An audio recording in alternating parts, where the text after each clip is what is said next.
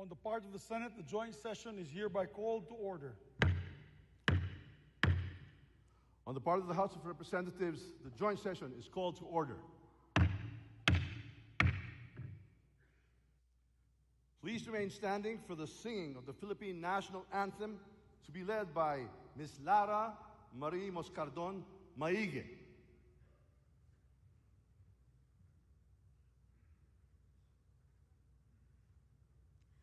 Bayang magiliw, perlas ng silanganan, alab ng puso, sa dibdib mo'y buhay.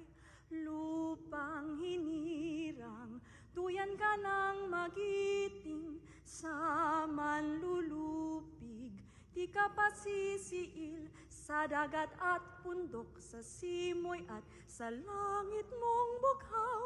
May dilag ang tula at awit sa paglayang minamahal, ang kislap ng watawat mo'y tagumpay na nagniningning.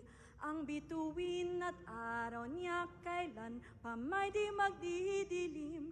Lupa ng araw ng luwalhatit pagsinta, buhay ay langit sa piling mo.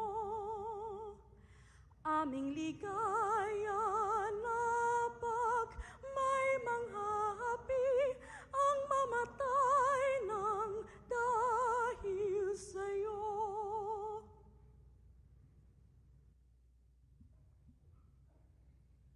Please remain standing for the nation's prayer. Kindly bow your heads in prayer.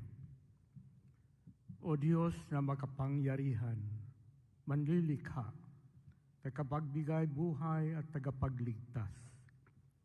Salamat po sa inyong paggabay sa buong sandaigdigan, lalo na sa pagkalinga sa sangkatauhan mula sa dumating na pandemya.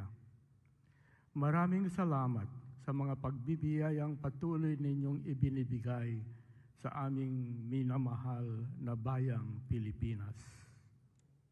Bismillahirrahmanirrahim. Allahumma barik lana hada al-ijtima'. Sa pagtitipong ito, kasihan niyo po kami ng inyong banal na diwa at liwanag upang ang gawin ito ay magbunga ng ginhawa at kasiyahan sa pang-araw-araw na gawin ito, araw-araw na buhay na sambayanan. Salamat po sa muling pagsigla ng aming ekonomiya sa pag-unlad ng agrikultura at turismo, pag-inam ng education at pagkalahatan pang-agat ng ibang sektor ng serbisyo, production at pangangalakal na nagbibigay sa amin ng pagkain at kabuhayan. Rabbana atina fid dunya hasanatan wa fil akhirati hasanatan wa qina adhaban nar. Walhamdulillahi rabbil alamin. Salamat po sa matibay na bigkis ng aming pamilya at lipunan. Nakalakip ng kaloob niyong matibay na pananampalataya sa inyo at ang aming pananalig sa pamahalaan ay sama-samang bumuo ng aming matibay na pundasyon bilang isang bayan. Ang pamilya, pamahalaan at pananalig namin sa inyo, Ama, ang siya rin naming sandigan, kanlungan, at bukal ng lakas sa pagharap at pananagumpay sa maraming hamon ng buhay. Salamat po sa pag-iral ng kapayapaan at kaayusan sa gitna at sa kabila ng iba't ibang pananaw, sa marubdob at masiglang diskurso ng aming demokrasya. Tulungan niyo po kami upang makamit ang mas malalim, matibay, malawak na kapayapaan sa ikabubuti ng lahat.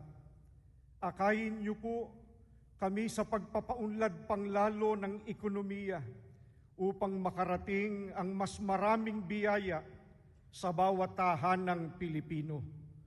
Kalakip nito, bigyan niyo rin po kami ng dunong at pagkakaisa sa pagharap at pangangasiwa ng hamon ng climate change.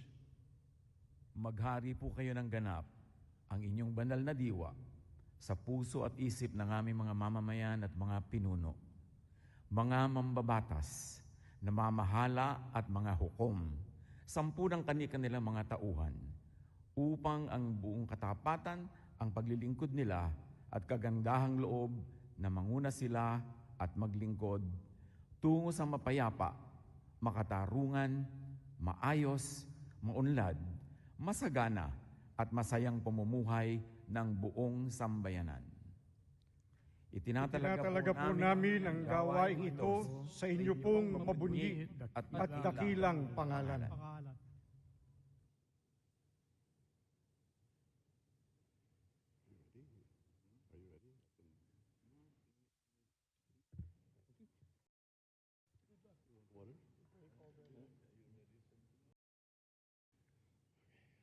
Ladies and honorable members of Congress of the Philippines, His Excellency Ferdinand Marcos Jr., President of the Republic of the Philippines.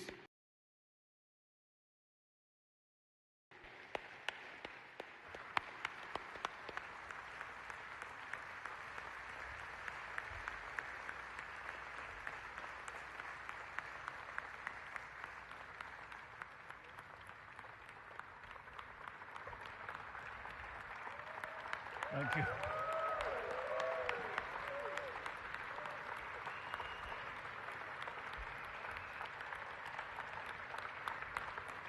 Thank you.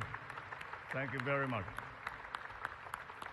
Allow me to greet Vice President Sara Zimmerman Duterte, the former presidents, our former presidents, President Joseph Ejercito Estrada and President Gloria Macapagal Arroyo, Senate President Juan Miguel Zubiri, and the honorable members of the Senate, House Speaker Ferdinand Martin Romualdez, and the honorable members of the House of Representatives, Chief Justice Alexander Gismundo, and the honorable justices of the Supreme Court, His Excellency, Most Reverend Charles John Brown, and the esteemed members of the Diplomatic Corps, Executive Secretary Lucas Bersamin and the members of the Cabinet, First Lady Luis Araneta Marcos,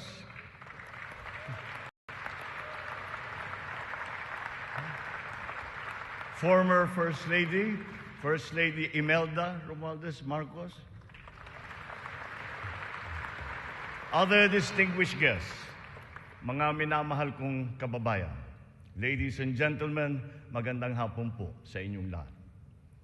1 year ago today, I stood here before you, setting forth the plans that we have to improve our economy, bring jobs to our people, improve the ease of doing business, recalibrate our educational system to adapt to the new economy, lower and rationalize energy costs, boost agricultural production, enhance healthcare, and continue social programs for the poor and the vulnerable. Let me now report to the people on the successes that we can now lay claim to, and also the challenges that we continue to face. Last year, we emphasized certain strong headwinds that were confronting us along with the rest of the world in our post-pandemic economic recovery. And the biggest problem that we encountered was inflation. Maraming kaganapan sa mundo ang nakapagpagulos sa maayos na takbo ng pandaigdigang merkado. Bukod sa digmaan sa Ukraine, naroon ang patuloy na epekto ng pandemya. Pinalala pa ito ng pagbabawas ng produksyon ng mga bansang pinagkukuhanan natin ng langis. Nang tumaas ang presyo nito, nagsumura na rin ang presyo ng iba't ibang bilihin, ang gasolina, ang kuryente at ang pagkain. Ramdam sa buong daigdig, pati na sa Pilipinas, ang naging pagtaas ng mga presyo ng bilihin noong mga nakalipas na buwan. Sinuri nating mabuti ang sitwasyon. Sa tulong ng ating mga ekonomista, Nakapagbalangkas tayo ng mga polisiya na magsisilbing pundasyon ng ating ekonomiya sa mga susunod na taon. Ito ay nakasaad sa ating medium-term fiscal framework na sinuportahan ninyo sa Kongreso. Kasabay nito ang paglulunsad ng mga estratehiya na mapalakas sa kakayahan ang ating mga kababayan at mga sektor ng ating ekonomiya.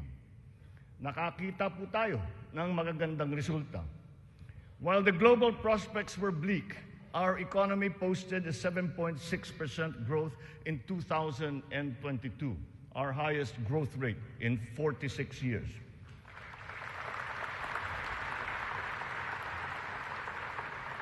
For the first quarter of this year, our growth has registered at 6.4%. It remains within our target of 6 to 7% for 2023. We are still considered to be amongst the fastest growing economies in the Asian region and in the world. It is a testament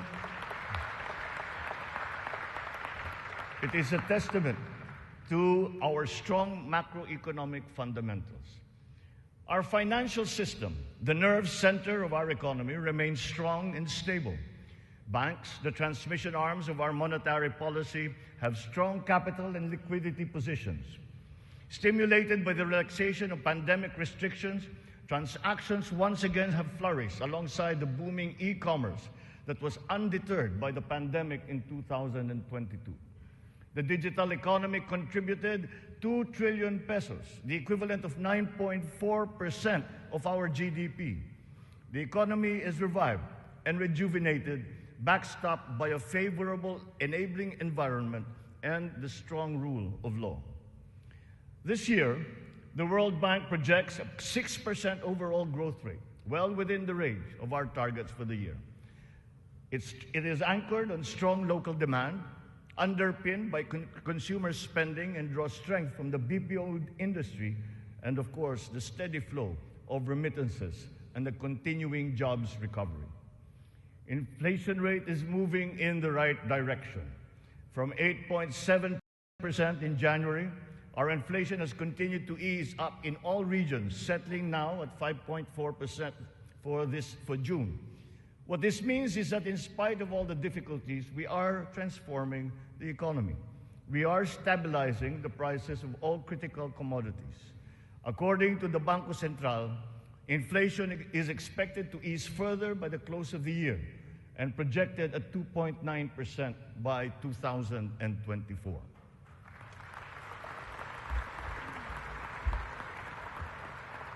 On matters of the economy, there are many things over which we have no control. But over those where we do have control, we are doing everything we can. Puspusan ang ating ginagawa upang pataasin ang produksyon ng ating ekonomiya. Pinapalago natin ang mga industriya. Dinadagdagan natin ang mga infrastruktura upang mas mapabilis ang daloy ng mga produkto at ng serbisyo. Higit sa lahat, pinapalakas natin ang kakayahan ng mga mamamayan upang mapaganda nila ang kanilang pamumuhay. Ito ang punot dulo ng ating Philippine Development Plan. Investments in public infrastructure and in the capacity of our people through food, education, health, jobs, and social protection remain our top priority. For this year, economic and social services were allocated almost 70% under our fiscal frame. Tax and revenue efforts to further increase to up to 16.9%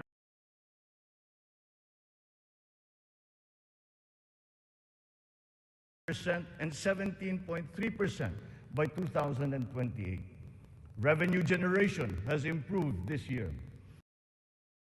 From January to May, the Bureau of Internal Revenue has posted record collections amounting to 1.05 trillion pesos, an increase of almost 10% over the last year. For its part, the Bureau of Customs has also increased its collection by 7.4% for the first 7 months of 2023, amounting to 476 billion pesos. Since July 2022, we have seen increased revenues from PAGCOR of 47.9% and from the PCSO of 20%. We therefore seek, once again, the continued support of Congress to enact into law the policies and reforms under our fiscal framework. Sa mga nakalipas na buwan, nakita natin ang pagbaba ng presyo ng bilihin sa iba't ibang mga sektor. Napatunayan natin na kayang maipababa ang presyo ng bigas, karne, isda, gulay at asukal. Malaking tulong ang Kadiwa Store na ating muling binuhay at inilunsad. Ang layunin ng Kadiwa ay pag-ugnayin ang mga magsasaka at ang mga mamimili. Walang iba pang namamagitan. Wala nang dagdag na gastos at patong. Maganda ang kita ng magsasaka, nakakatipid din ang mga mamimili. Sa mahigit 7,000 kadiwa na idinaos sa buong Pilipinas, 1.8 million na pamilya ang nakinabang sa mababang presyo ng bilihin. Sa kabuuan, halos 700 milyong piso ang naging benta ng mga ito na nakapagbigay ng hanap buhay sa mga membro ng mahigit 3,000 na kooperatiba at samahan.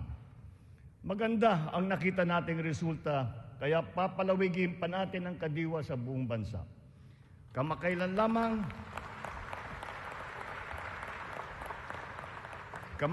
lamang ay nagsanib puwersa na ang mga ahensya ng pamahalaan upang lalo pang patibayin ang Kadiwa. Katuwang natin dito ang buong sektor ng agrikultura at ang lokal na pamahalaan. Our aim is to boost our local agricultural production through consolidation, modernization, mechanization, and improvement of value chains, augmented by timely and calibrated importation as needed. Nakita nating tumaas ng 2.2% ang sektor ng agrikultura sa unang 3 buwan ng taong ito. In our quest for food security, our methods are now more guided by science and the balance of nature, so that production is both sustainable and responsible, benefiting both this and future generations. Our fisheries codes must be revised to incorporate and strengthen science-based analysis and determination of fishing areas. This approach will protect both the interests of our fisherfolk and our fisheries and aquatic resources. To this end, we will seek the support of Congress to amend the code to guarantee sustainable development of our fisheries sector in harmony with environmental balance.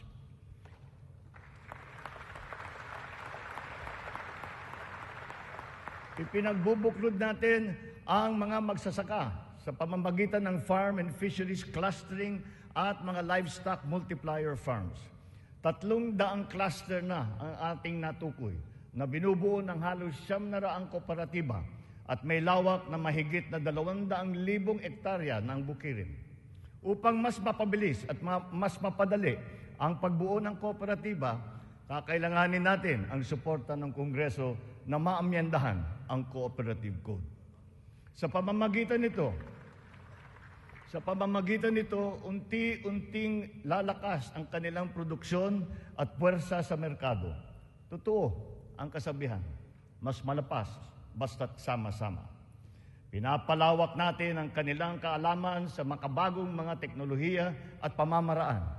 Isa na rito ang paggamit ng biofertilizer na gawa sa Pilipinas at subok din at maaasahan. Sa balanced fertilizer strategy, gaganda ang ani ng mga magsasaka, hindi na nila kailangan pang umasa sa mas mahal at imported na fertilizer. Bilang tulong sa mga magsasaka, namigay ang pamahalaan ng mahigit 28,000 mga makabagong makinarya at mga kagamitan sa iba't ibang dako ng Pilipinas. Sa ilalim ng iba't ibang mga programa ng kagawaran ng agrikultura, namigay ang pamahalaan ng mahigit na 50 milyong binhi ng palay, mahigit 1 milyong binhi ng mais, at sari-saring mga binhi ng gulay. Nagpamigay tayo ng mahigit 100,000 binhi ng nyug at nagpatanim sa halos 10,000 hektarya ng lupa sa buong bansa. Lahat ng mga binhing ito ay makabago, hybrid at mataas ang kalidad. Sa naging pagtaas ng presyo ng gasolina at pataba, Nagdala ng kaunting ginhawa ang mga fuel at fertilizer discount vouchers na ating pinamigay sa mga nahihirapang magsasaka. Ang mga natanggap nating donasyon na pataba mula sa China, pinimigay na natin kaagad sa kanila. Isa sa mga dahilan ng pagtaas ng presyo ay ang mga smuggler, mga hoarder at mga nagmamanipula ng presyo ng produktong agrikultural. Hinahabol at ihaabla natin sila. Sadyang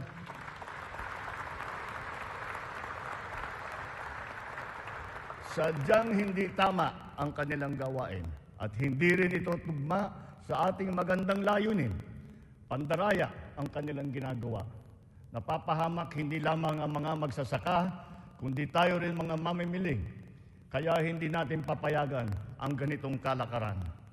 Bilang na ang mga araw ng mga smuggler at hoarder na yan.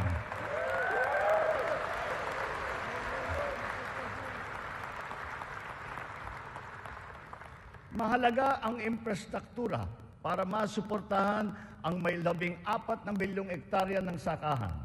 Inayos natin ang geo-agri-map ng mga farm-to-market roads ng buong bansa upang maidugtong mabuti ang mga sakahan sa mga pamilihan. Alinsunod dito, karagdagang 600 kilometro ng mga FMR ang ating nilatag sa iba't ibang panig ng bansa. Binigyan din natin ng patubig ang mahigit na 49,000 hektarya ng bukirin sa buong Pilipinas. Nagpagawa tayo ng halos 4,000 mga karagdagang fabrication lab, production at cold storage facility na magagamit ng lahat.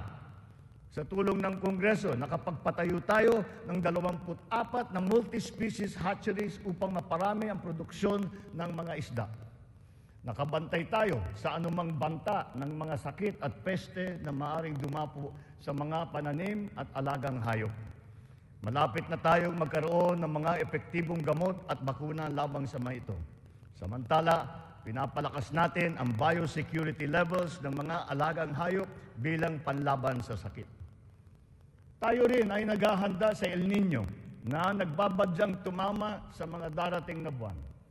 Nagsimula na tayong maghanda at ang mga buffer stock at ang mga kagamitang patubig ay hinahanda na. Kung kinakailangan, magsasagawa pa tayo ng cloud seeding upang makapagdala ng ulan. Kasabay ng lahat na ito, hinihimok din natin ang ating sambayanan na magtipid ng tubig para sa malawakang paghanda sa banta ng tagtuyot. Tulad ng ating ipinangako, ipinagpatuloy natin ang reformang pansakahan. Mahalagang haligi ito ng sektor ng agrikultura na ating inaayos. Nitong nakalipas na taon, mahigit 70,000 titulo ng lupa ang ginawad sa mga benepisyaryo ng reformang agraryo.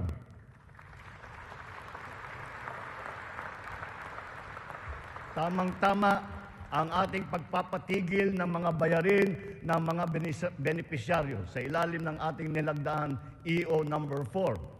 Isang taon mula nung aking unang SONA na isabatas na ang bagong Agrarian Emancipation Act.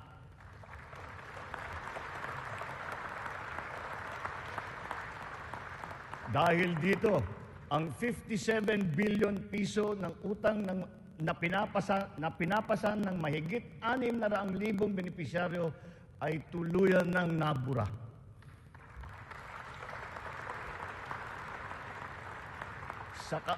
Sa ngalan ng mga magsasakang ito at ang kanilang mga pamilya, maraming salamat muli sa ating mga mambabatas.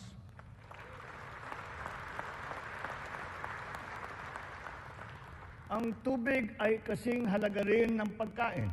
Kailangan natin tiyakin na may sapat at malinis na tubig para sa lahat at sa mga susunod na salinlahi. Kasama na rito ang tubig na ginagamit natin para sa sakahan. Considering its fundamental importance, water security deserves a special focus. Our efforts must not be scattershot, but rather cohesive, centralized, and systematic. So given that urgency, we have created the Water Resources Management Office to specifically handle the delicate job involving this most precious resource. Nakikipag-ugnayan tayo sa Kongreso upang maipasa ang batas para sa pagbuo ng isang Department of Water Resource Management.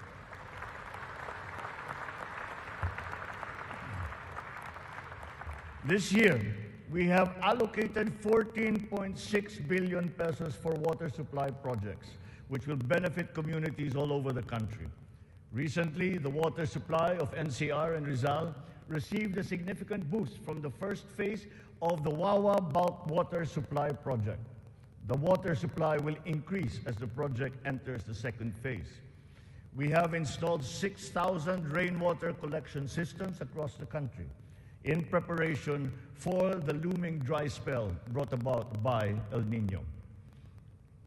One of the keys to continuing economic growth is infrastructure development.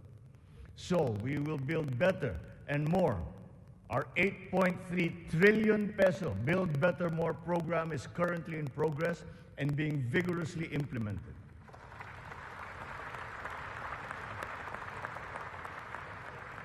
Ang buong bansa ay makikinabang sa 174 na proyekto sa ilalim ng programang ito. Hindi lamang natin pinapagpatuloy ang mga nasimulan ng mga proyekto, lalo pa natin pinapalawak. Kaya naman, ang 123 proyekto dito sa Build Better More program ay bago.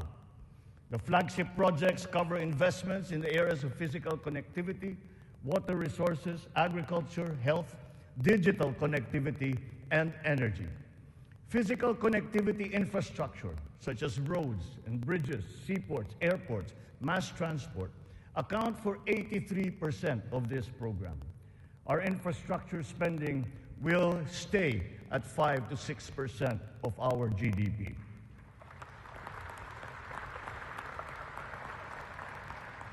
The underlying logic to our infrastructure development is economic efficiency. We are opening up all gateways to mobilize goods and services at less cost and in less time, and ultimately to drive the economy forward. Our road network plans must link not only our 3 major islands, but all prospective sites of economic development.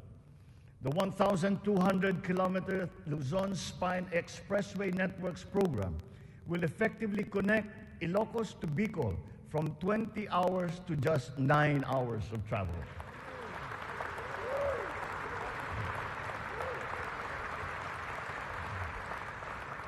Under the Mega Bridge program, 12 bridges totaling 90 kilometers will be constructed, connecting islands and areas separated by waters. The program notably includes the Bataan-Cavite Interlink Bridge and the Panay-Guimaras-Negros Island bridges, each spanning 32 kilometers, and also the Samal Island Davao City Connector Bridge. As of June this year, we have constructed, maintained, and upgraded more than 4,000 kilometers of roads and around 500 bridges across the country. Crucial airport and port development projects across the country have also been completed, including Cebu Pier's 88 Smart Port and the new passenger terminal buildings of Clark Airport and the Port of Calapan. We initiated several railway projects with a total length of more than 1,000 kilometers. Notably, the southern leg of the North-South commuter railway system is now in full swing. In a few years, travel from Pampanga to Laguna will be reduced from 4 hours to just 2.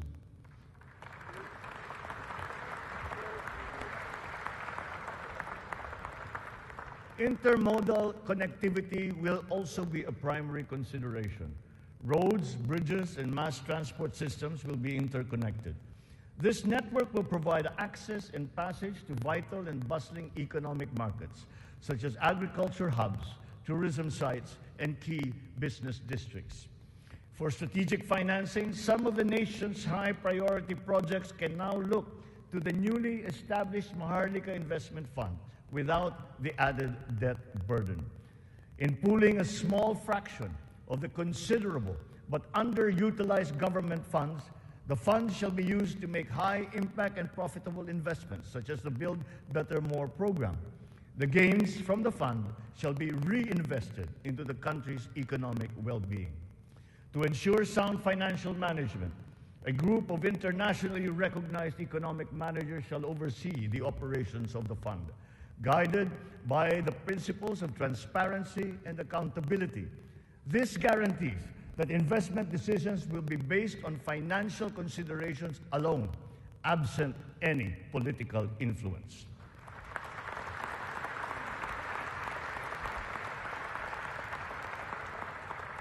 The funds for the social security and public health insurance of our people shall remain intact and separate. Owing to favorable market conditions, the price of crude oil has stabilized. Since last year, gasoline and diesel prices have gone down by 18% to 29% respectively. We have built 8 new additional power plants. This brings to 17 the total number of power generation facilities that have been switched on across the country since last year, substantially increasing our energy production by 1,174 megawatts. Alongside power generation, we are also as relentless in pursuing total electrification. Since my assumption into office, almost 500,000 homes have been given access to electricity. We will spare no effort to achieve full household electrification by the end of my term. 100% is within our reach. When it comes to energy, renewable energy is the way forward. We are aggressively promoting renewables so that it provides a 35% share in the power mix by 2030, and then on to 50% by 2040. To accelerate the realization of this green energy goal, we have opened renewable energy projects to foreign investments. Since last year, an additional 126 renewable energy contracts with a potential capacity of 31,000 megawatts have been awarded. To date, we have over 1,000 active projects spread all over the country. 299 of these are solar, 187 are wind, 436 are hydroelectric, 58 biomass, 36 geothermal, and 9 are ocean-powered. The Malampaya project has been a boon to our country, energizing 20% of Luzon. The renewal of the contract guarantees continued revenues and energy production for another 15 years. But aside from Malampaya, we will also push for more gas exploration in other parts of the country. The national government has also partnered with the BARM in regard to energy exploration and development, and also its utilization within its territorial jurisdiction. We therefore expect to see renewed investor interest in its promising sites. We finally have a unified national grid with the interconnection of the Luzon, Visayas, and Mindanao grids. The one grid, one market will enable more efficient transfers and more competitive pricing of electricity throughout the country. However, 68 grid connections are much delayed, according to the ERC's count. We are conducting a performance review of our private concessionaire, the National Grid Corporation of the Philippines. We look to NGCP to complete all of its deliverables, starting with the vital Mindanao, Visayas, and Cebu Negros Panay interconnections. Habang pinapabuti natin ang lagay ng ekonomiya, pinapalakas din natin ang kakayahan ng Pilipino. Ito ay sa pamamagitan ng mahalagang armas ng edukasyon, magandang kalusugan at trabaho. Malaking bahagi ng pondo ng pamahalaan ay inilaan para sa mga ito. Sa ating pagtahak sa kaunlaran, walang mamamayang Pilipino ang maiiwanan. Para sa atin, ang bawat buhay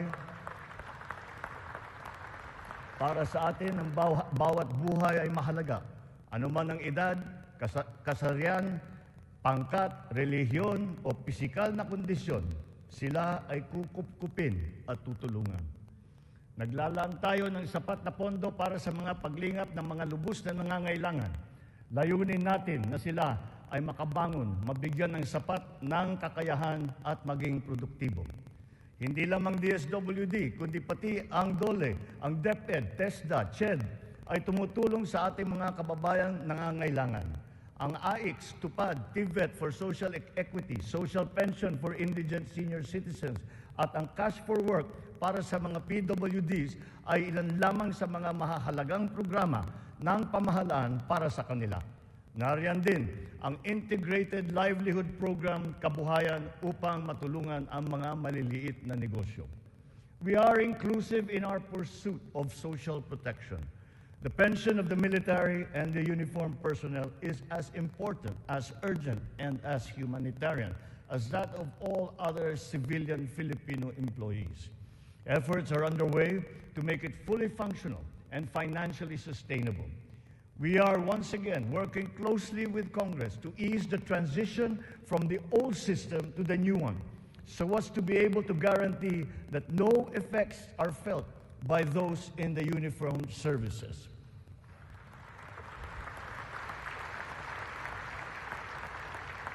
Nagsisimula ang lahat sa edukasyon.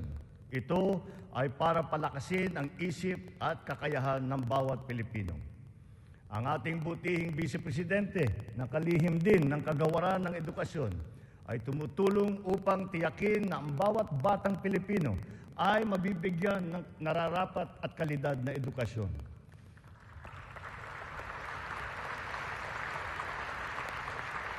We have renewed hope in giving the best to our next batches of students, especially the 28.4 million learners who return to school this year.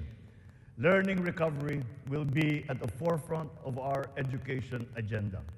The Matatag Agenda for Basic Education has been launched, focusing on relevance of curriculum, rapid and responsive delivery, and the welfare of both learners and teachers.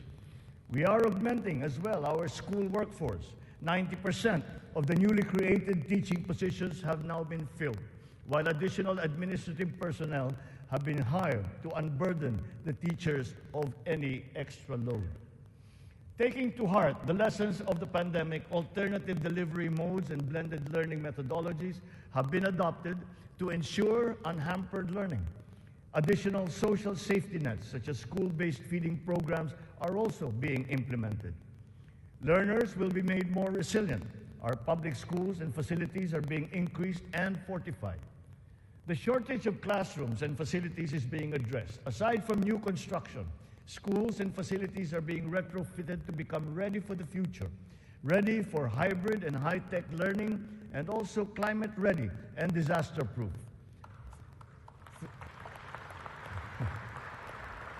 Through the DepEd Partnership Assistance Portal, private sector partners continue their assistance in the rehabilitation and improvement of schools as part of their corporate social responsibility programs.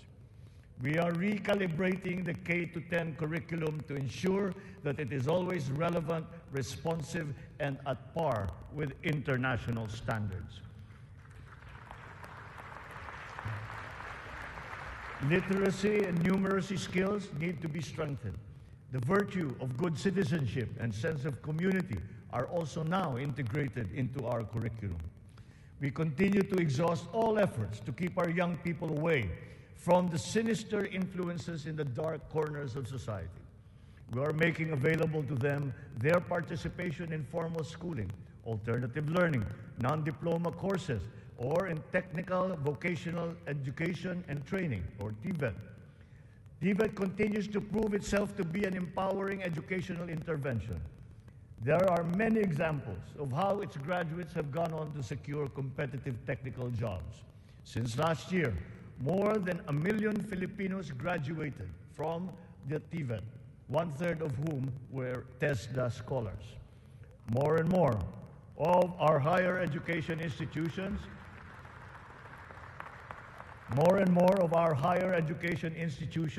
have reached world-class status. This year, 52 Philippine HEIs have been included in the World Universities rankings compared to just 15 last year.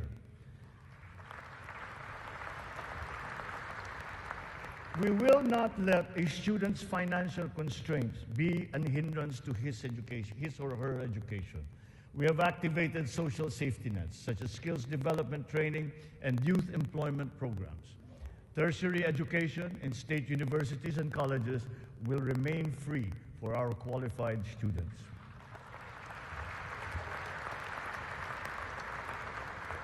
Last year, out of the 4.1 million enrolled college students, almost 50% were beneficiaries of the country's free higher education under the Universal Access to Quality Tertiary Education program.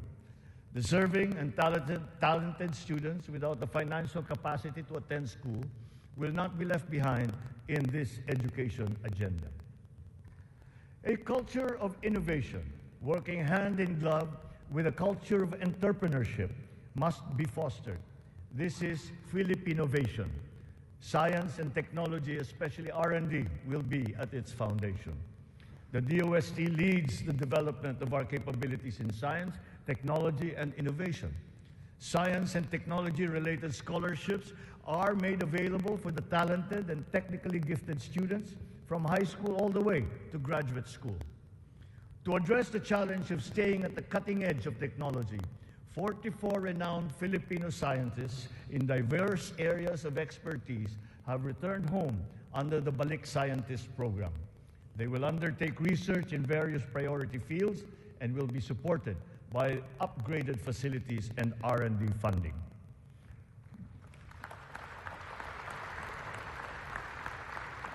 The Philippines has launched 2 additional satellites into space. Together with the first satellite, they will track weather, predict storms, evaluate soil and water supplies, analyze shifts in population, and be used for traffic management, geohazard mapping, risk assessment, and even including security and defense. Science, technology, and innovation will drive the quality and competitiveness of our workforce, as well as our manufacturing, export, creative, and service industries, in existing markets and in new ones waiting to be explored. The bane of the mismatch between jobs and skills among our workforce is being rectified through strengthened government, industry, labor, academic partnerships, and the continuous reskilling and upskilling training programs that we have put before our workforce. For our seafarers to continue to excel, maritime education in the Philippines has been strengthened. This will progress and solidify our country's position as a global maritime hub through the steady supply of competent Filipino seafarers to foreign merchant marine vessels. The question about the European Union's recognition of the standards of training of Filipino seafarers has, after 17 years, finally been resolved.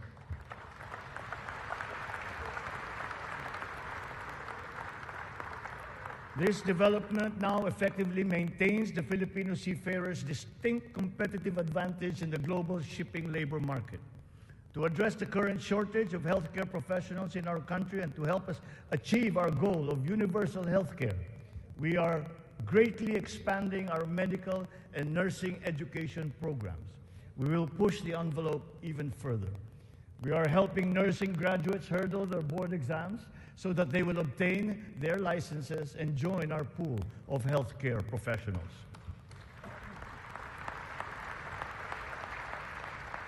Ang kalusugan ang ikalawang armas para sa lakas ng pangangatawan ng bawat Pilipino. Isinusulong natin muli ang kalusugan ng Pilipino. We are now refocusing our health priorities, applying the lessons learned from the pandemic and addressing the weaknesses that it has exposed. Healthier communities and lifestyles are our advocacy. We have launched convergent programs to address hunger and nutrition-related issues amongst our people, especially the children, like stunting and wasting. Last week, we introduced the pilot food stamp program, which seeks to supply the nutrition needs of the million most food-poor Filipinos. The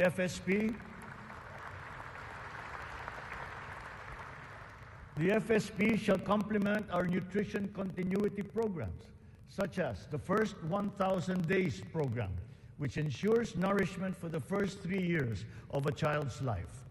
The supplemental feeding program is for our children attending daycare centers. The K-6 program will feed kindergarten to grade 6 public school students who are suffering from wasting and severe malnutrition. We are catching up on the routine vaccinations of our children. As of this year, more than 80% of our eligible children have been vaccinated against measles, rubella, and polio. Nananawagan ako sa lahat ng mga magulang na kumplituhin ang mga bakuna ng kanilang mga anak at magtungo sa pinakamalapit na health center para sa mga libreng bakuna. The whole of society must exert efforts to suppress the alarming rise of tuberculosis and HIV/AIDS. To stem the tide, the strategic plan is to ensure early diagnosis and treatment and ample testing sites and medications. Our healthcare system is undergoing structural changes. Public health facilities are being increased, both in number and in capability. Last year, more than 3,400 projects were completed. To improve capacity for specialized medical treatment, specialty centers in various fields are being established and integrated into our government hospitals. And in the last year, additional 60 specialty centers have been opened to the public. Just last week, we inspected the site of what will soon be a 5-hectare multi-specialty center in Pampanga, which will specialize in pediatrics, cardiology, kidney, and cancer treatment.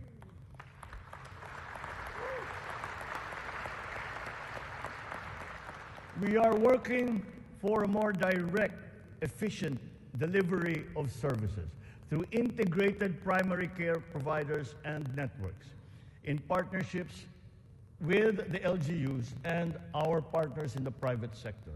These shall, of course, be supported by what is now a better and more efficient PhilHealth. Ang presyo ng mga mahalaga at pangunahing gamot ay bumaba ng humigit kumulang ng 40%. Mayroon ding iba na bumaba na hanggang 70%. Aside from the maximum retail price regulation being implemented, strategic VAT exemptions also lowered the prices of 59 essential medications such as those for cancer, diabetes, hypertension, kidney disease, and mental illness. Palapit na tayo. Palapit na tayo sa hangarin na ang lahat ng Pilipino ay makakakuha ng serbisyong pangkalusugan. Sa ngayon, mahigit 93% na ang kasapi sa PhilHealth. Sa pinagandang konsulta package ng PhilHealth, 21 klase ng mga gamot at 13 laboratory service ang ibibigay ng libre. Ngayon, meron na tayong mahigit 2,000 konsulta center sa buong bansa. Ang bilang na ito ay mas marami ng 35% mula nung nakalipas na taon. Upang mas lalo pang makatulong sa mga pasyente, ang dating 70 libreng dialysis session ay inakyat na natin sa 156.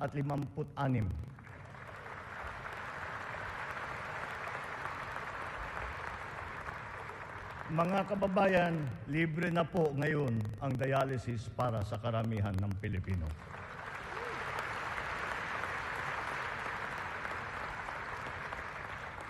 Noong nakalipas na taon, mahigit 3.4 milyon na Pilipino ang nabigyan ng tulong sa ilalim ng Medical Assistance for Indigent Patients program ng DOH. Tinutugunan natin ngayon ang ating kakulangan sa mga doktor at mga nurse sa pamamagitan ng mga reforma sa edukasyon, patuloy na pagsasanay at paniniguro sa kanilang kapakanan. Naglagay po tayo ng doktor sa halos 200 munisipyo sa bansa. Lalagyan natin din ng doktor ang natitirang 19 na bayan na wala pang doktor. Upang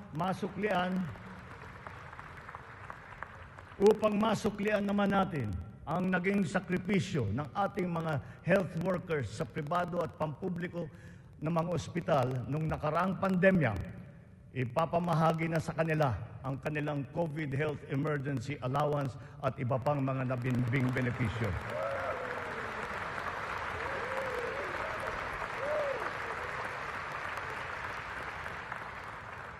Kasabay ng pangangalaga natin sa edukasyon at kalusugan ng ating mamamayan, tinitiyak din natin na may sapat at magandang hanap buhay sa loob at maging sa labas ng bansa. As of May this year, our employment rate rose to 95.7%, clear proof of the improvement from the severe unemployment that we experienced during the height of the pandemic. Employment then was at a low of 82.4%. But even with our current high level of employment, we must do more. We will generate additional jobs for the remaining 4.3% of our workforce, as well as for the 11.7% underemployed Filipinos seeking better employment opportunities. Under the banner of our fast-growing economy, we are aggressive in our investment in business promotions and facilitations. For that, we have not limited ourselves to the local economy, but we have looked to the global economy for partnerships and agreements. Our independent foreign policy, a friend to all and enemy of none, has proven effective. We have formed strategic alliances with our traditional and newfound partners in the international community. We have embarked on foreign trips to promote the interest of the country for peace building and for mutually beneficial purposes. These economic missions have yielded an estimated total investment value of 3.9 trillion pesos or 71 billion US dollars, with a potential to generate 175,000 jobs. The implementation of recent economic reforms is underway. BOI-approved investment projects have reached 1.2 trillion pesos. Green lanes amount now to 230 billion pesos. Our existing bilateral and multilateral trade agreements, notably within the ASEAN framework, and with Japan and with Europe, and allow us to leverage our competitive advantages and reap economic benefits. Continue to forge more of these international partnerships that will lead to a more balanced trade strategy and a healthier economic position. The Regional Comprehensive Economic Partnership, or RCEP, is now in force. It is a multilateral trade arrangement with the ASEAN and other countries such as Australia, China, Japan, Korea, and New Zealand. We can now have competitive access to a regional market that comprises 2 billion people. As we address our weaknesses and develop competitiveness in other potential areas, we must also play to our strengths. Our competitive advantage must be leveraged. As a service export powerhouse, we must continue to nurture the growth of the services sector, particularly the information technology business process management sector, and of course, the tourism industry. Our tourism has always been a reliable pillar of our economic growth through the years, providing livelihood to more than 5 million of our citizens. Because of the reopening of the economy and the phenomenon of revenge travel, this sector is headed for a great rebound. From January to June this year, we have received 3 million international visitors. This number is already 62% of our 4.8 million target for the entire year. Mga kababayan, ang lahat ng mga ginagawa natin ito ay magbibigay bunga sa libu-libong hanap buhay para sa ating mga kababayan.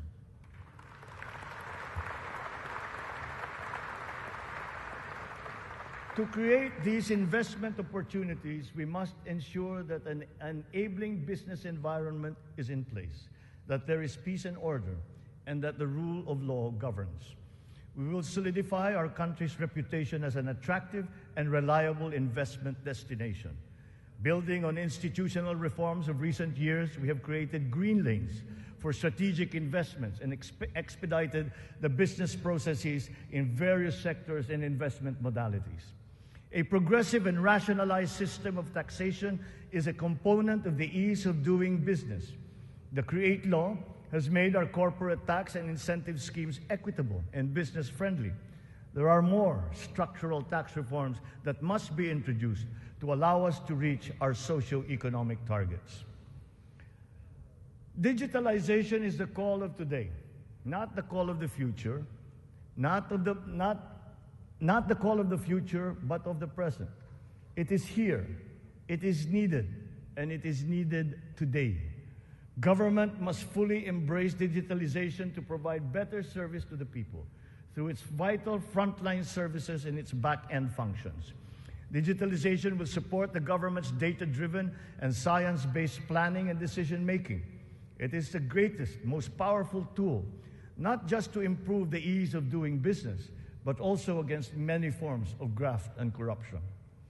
Data shows that digitalization, in conjunction with government streamlining efforts, has significantly boosted efficiency. Notable examples are in the areas of government payments, company and business registrations, issuance of permits and licenses, loan applications, and revenue collection. All our digitalization efforts will be linked to our payment systems, whose digital transformation has been accelerating at a remarkable rate. Digital payments accounted for 42% of the total retail payments made in 2022, whether by businesses or individuals or by the government. Its high trajectory is now well positioned to achieve Bangko Central's target of 50% of total retail payments by this year. The eGov PH app has also been launched. As envisioned, all key government services are to be integrated into the single and centralized mobile app for the convenience of the general public. The national ID system will be at the core of this digitally transformed network of government services. It will fundamentally change the lives of each Filipino. At 87% total registration, we are now closer to establishing a complete, accurate, and reliable digital database of our own for the entire population. This has already been integrated into policy direction. All government offices must then ensure that their vital services are digitalized immediately. In response to this call, the Department of Migrant Workers launched last week the Department of Migrant Workers Mobile to make the journey of our overseas Filipino workers easier. Because of system upgrades, our internet speed has improved. As of June of this year, our fixed broadband speed ranks 47th amongst 180 countries. This ranking is 11 places higher than it was last year. Our mobile internet speed is now ranked at 83 out of 142 countries, which is 8 places higher than it was last year. There will be more improvements as our internet infrastructure undergoes further upgrades. Early this year, Starlink went live in the Philippines, now providing high-speed satellite broadband connectivity. Our national fiber backbone and broadband ng MASA projects will also deliver high connectivity and high-speed internet. We are prioritizing geographically isolated and disadvantaged areas. The DICT has been directed to consolidate all these digitalized government services into the eGov PH app, to establish the National Government Portal and the Philippine Business Data Bank to improve the internet speed in our country. With our e-commerce roadmap firmly in place, we are poised to take this digitalization drive further and beyond, utilizing e-commerce to take full advantage of new technologies. The first bill that I signed into law was the SIM Registration Act, because we are mindful of the risks and vulnerabilities that can lead to negative consequences.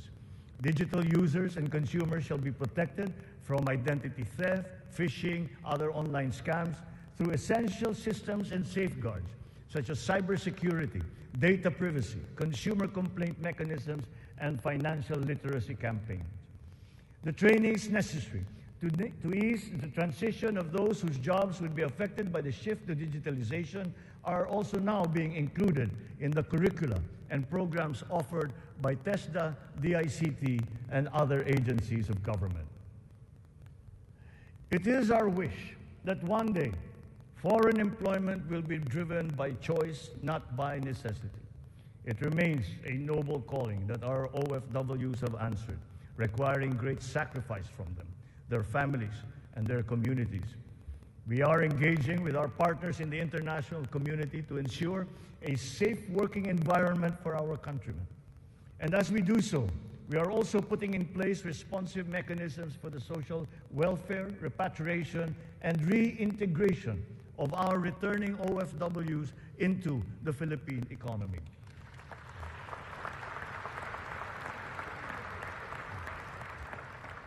As the world economy reopens, we are witnessing a rise in overseas Filipino deployment. In 2022, the number has increased by 62%. OFWs continue to send in historically high remittances, solidifying their role in our transformative economic growth. In 2022, our OFWs contributed $32.5 billion, or roughly 1.8 trillion pesos, to our economy. Several countries have also signified interest to explore bilateral labor cooperation with the Philippines in the areas of healthcare, tourism, hospitality, engineering, construction, and information technology. Recently, we signed agreements with Singapore, Austria, and the province of Alberta in Canada. Our priority is to ensure that the principles of ethical recruitment, fair employment, and the safe and orderly migration of our people are embodied in our agreements with other countries. For example, the deployment issue in the Kingdom of Saudi Arabia has now been resolved. And as of today, 70,000 of our OFWs have already been deployed to Saudi Arabia for employment.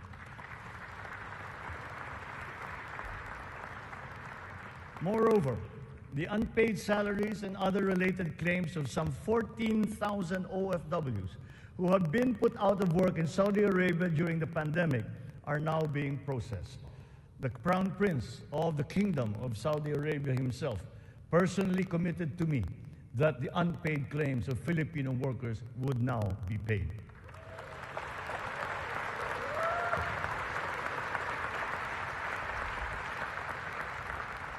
The continued employment of some 50,000 workers and the deployment of many more Filipino seafarers aboard EU vessels has also been assured. The lesson for us is that our education and skills training must always be attuned to the high, exacting, and constantly evolving global standards. Sa pagsusumikap ng mga mamamayan, walang hindi kakayanin. Kahit ang mga matatayog na pangarap ay maaabot, kasama ang inaasam na tahanan. Katuwang natin ang lokal na pamahalaan at pribadong sektor upang matulungan ang Pilipino sa pangangailangan ng pabahay. Patuloy ang serbisyo ng Pag-ibig Fund upang makatulong sa kanyang 15 milyong membro para makabili ng bahay. Sa nakarang taon, mahigit 100,000 ang kumuha ng housing loan sa Pag-ibig na nagkakahalaga ng 117 billion na piso. Ito ang pinakamataas ng bilang sa buong kasaysayan ng Pag-ibig.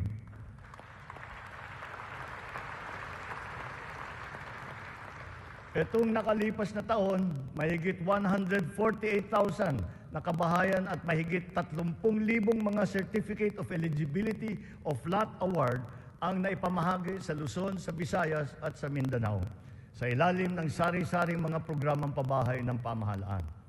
Mahigit 35,000 residential free patent at agricultural patent titles naman ang naibigay sa mga benepisyaryo nito sa buong bansa. Hindi pa dito natatapos. Papalawigin pa natin ang ating programa sa abot-kayang pabahay, lalo na para sa mga mahihirap nating kababayan. Itong nakalipas na taon, inilunsad natin ang pambansang pabahay para sa Filipino Housing Program o 4PH. Nagkaroon na tayo ng groundbreaking sa 25 lugar sa iba't ibang bahagi ng bansa. Nagpirmahan na rin ng kasunduan upang simulan ang mga proyekto sa mahigit 100 lokasyon. Kung susumahin natin ito, mahigit 1 milyong kabahayan ang maialay natin sa ating mga kababayan sa buong bansa.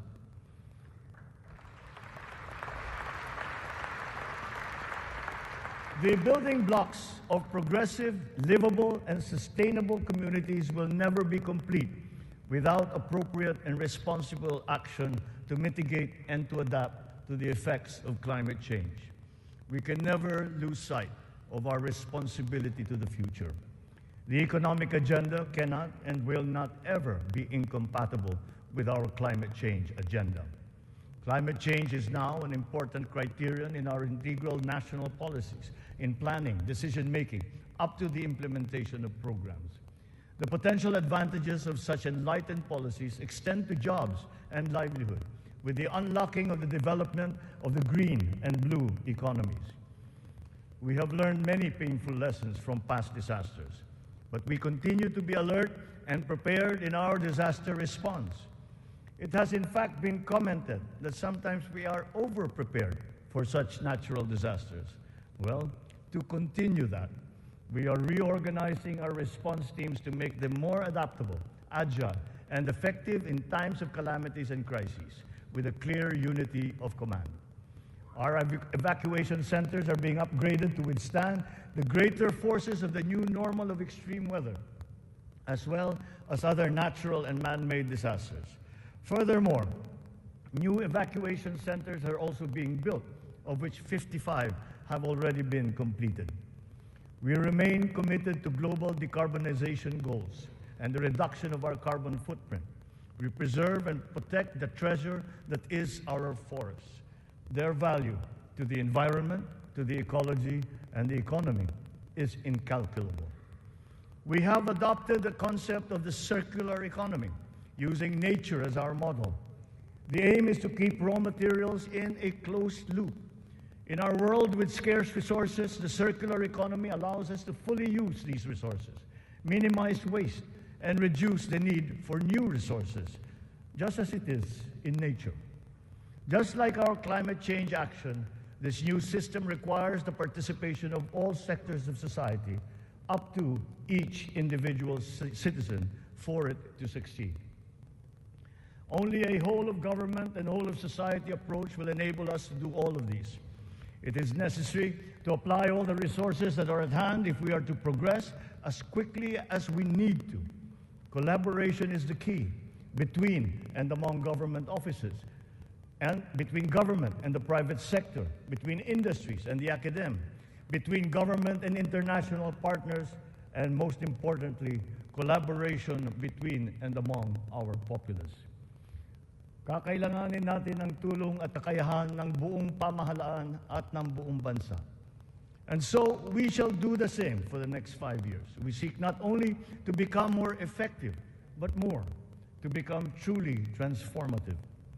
This approach will be operationalized through the interagency cooperations as well as through coordinated efforts between and among the three branches of government and the independent constitutional bodies. We have organized private sector advisory councils and national local mechanisms to establish the needed linkages. Once again, on this same principle, I urge the government to enact a new government procurement law and a new government auditing code.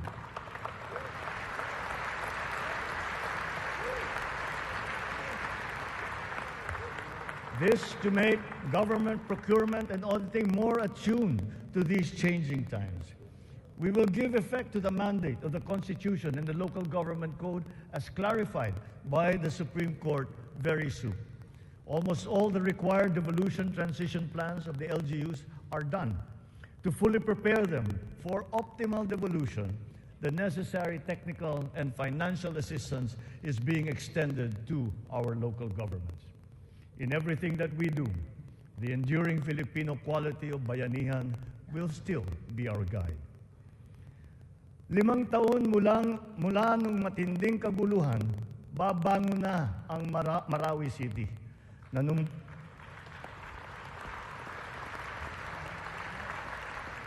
Nanunumbalik na ang sigla sa pamayanan, maraming proyekto ang nakumpleto at mga infrastrukturang naitatayo. Kasalukuyan na tayo nagpoproseso ng tulong pinansyal para sa mga biktima ng Marawi Siege upang sila ay makapagsimula muli. Naway mamayani ang pag-asa. Naway magpatuloy ang pagkakaisa, pagmamatyag at paghahangad ng kapayapaan at kaunlaran. We are proud of the progress that the BARM has taken. It will be self-governing. It will be self-governing, it will be progressive, and it will be effective. But this was only made possible because of the cooperation of all key groups. We talked to the local governments, the royal families, the MNLF, the MILF. We're all consulted and represented in this transition phase. The international community has also supported us in this smooth transition. Former adversaries are now partners in peace. Its functions have been defined, and its basic laws are now being written. Through the BARM, we have strengthened the nation's prospects for finally achieving sustainable progress anchored on a true and lasting peace in southern Philippines. We will continue to support the progress of the BARM, apace with our singular vision for all Filipinos.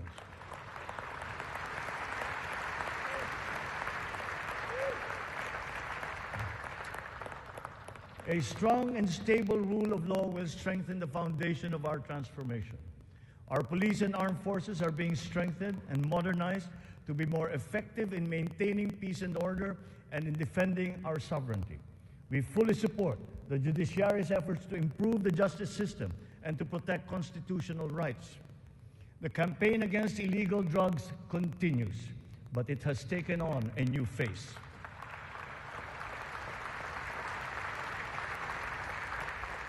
It is now geared towards community-based treatment, rehabilitation, education, and reintegration to curb drug dependence amongst our affected citizenry.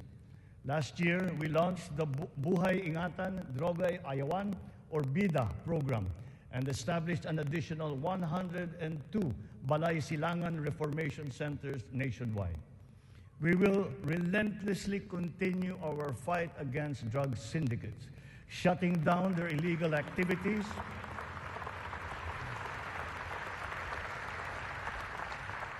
we will shut down their activities and dismantle their network of operations. Unscrupulous law enforcers and others involved in the highly nefarious drug trade have been exposed. I will be accepting their resignations.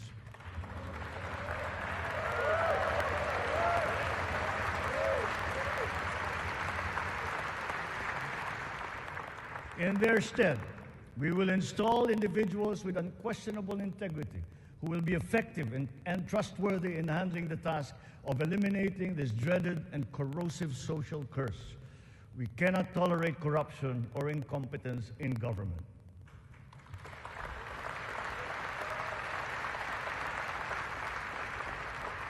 For almost half a century, some of our fellow Filipinos have taken to arms to make their views known and felt. We are now at a point in our history when their armed struggle has evolved. We have now progressed together towards peace and development. We have incorporated capacity building and social protection into our reintegration programs to guarantee full decommissioning of former combatants. Through community development and livelihood programs, the barangay development and enhanced comprehensive local integration programs have been effective in addressing the root cause of conflict in the countryside.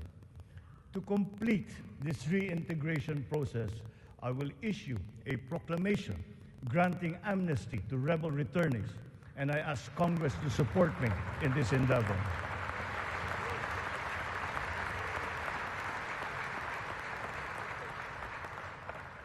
Our journey to progress requires not only unity and social cohesion amongst our people. It is also imperative that our nation remains intact and inviolable, our sovereignty preserved. We will protect our sovereign rights and preserve our territorial integrity in defense of a rules-based international order.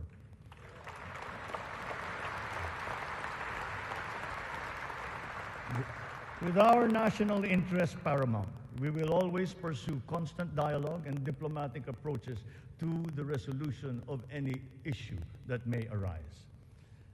So the initial results of our efforts inspire confidence.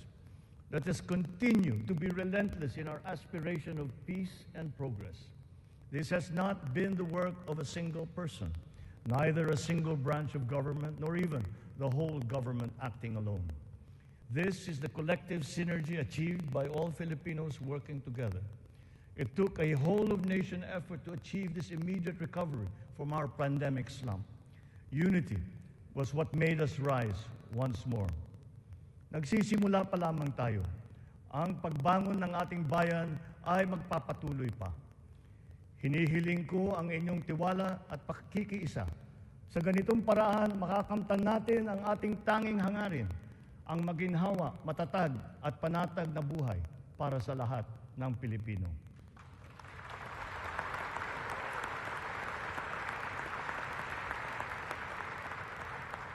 Makikipagtulungan tayo ng mabuti sa Kongreso para sa mga mahahalagang batas na kinakailangan para sa ating tuloy-tuloy na pag-ahon.